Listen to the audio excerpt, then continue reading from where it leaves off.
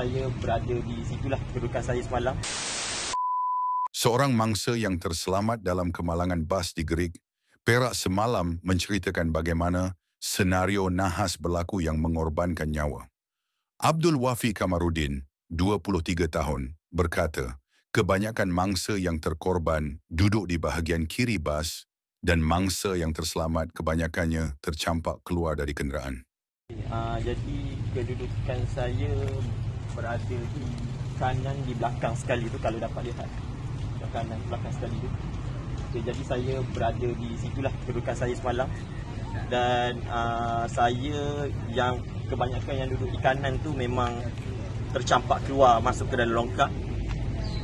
Dan yang berada di kiri ni memang tersempit, dan majoriti yang mati tu memang yang tersempit.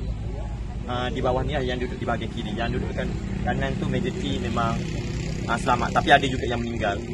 Dan ada juga yang putus jari, tak silap saya ada dengar. Dan ada 10 orang pelajar perempuan meninggal, 5 orang lelaki.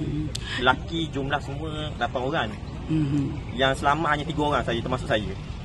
Yang 5 lelaki lagi tu dah meninggal. Jadi hari ni Wafi datang untuk cek barang apa semua okey ke barang-barang? Semua okey, cuma yang hilangnya ada barangan peribadi saya, macam gadget-gadget saya di dalam beg saya.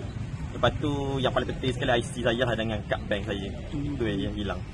Memang tak jumpa.